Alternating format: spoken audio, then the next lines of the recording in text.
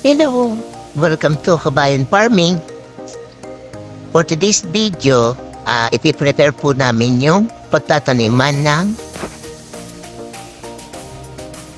kalamansi sa kalansones. Sa ngayon po, sinusurvey po namin kung paanong diskarte yung pagtatanim namin ng kalamansi. And po, ito po yung mga compost namin sa kubo namin. Ito naman po, gagamitin po namin yan para sa magiging upuan niya. Yan po, mga paping mami po yung kahoy.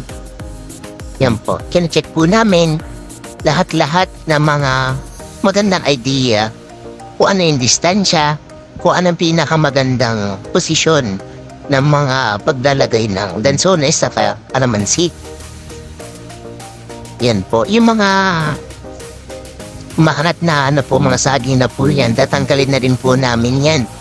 Yan po, tanggalin na po namin yan. Lahat, para maging malinis po yan. Lahat po yan. Yan.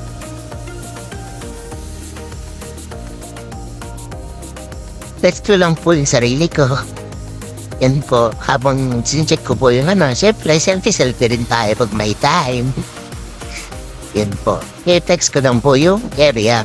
Yan po yung area. Napagtabasan na po yan yung iba.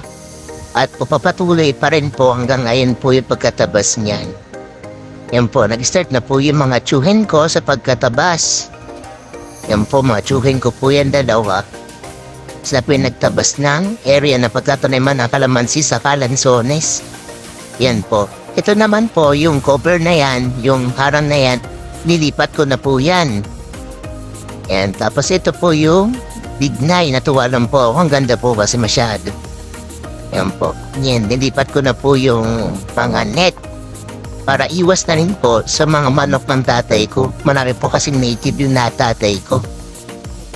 Para maiwasan po yung pagkakaykay ng mga halaman. Nagtatanim. Yan po. Bignay po yan. Ganda po talaga tignan. Sobrang tamis po niyan, pero pag red, sobrang asim.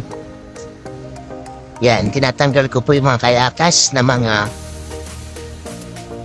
nyog, mga dinis. Sinasabay ko na rin po sa dinis. Iiwas ko na po yung mga para hindi po ako mahirapan sa paglalagay ng net. Habang naghihintay rin po ako ng deliver namin ng kalamansi sa kalansones. Text ko rin po pala yung mga tsuhin ko habang nagme-merienda kami. Siyempre, flex ko rin yung mga natapos na namin. Ayan. Yan, maganda. Diba? Konti na lang. Habang pinapanood ko rin yung tatay ko, habang tinutulungan ako sa pag-aayos ng net.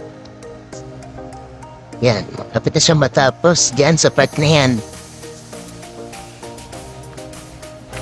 Medyo malapit na rin po matapos ang preparation po sa farm. Talating na rin po yung deliver namin ng kalamansi. Yan po, dumating na po yung deliver namin ng kalamansi. Yung para si Joe Dryan. Gan po pala sa Talisay, Batangas yung mga kalamansi sa kalansones namin, mga po yan, dugtungan. Mas matagal po kasi ang buhay ng mga ganyan. Mga ka-farmer, salamat po pala sa panonood ng aking mini vlog. Abangan niyo po yung part 2. Dito naman po yung part 2 naman po yung kung paano namin itatanim yung mga kalamansi na yan. Maraming salamat po.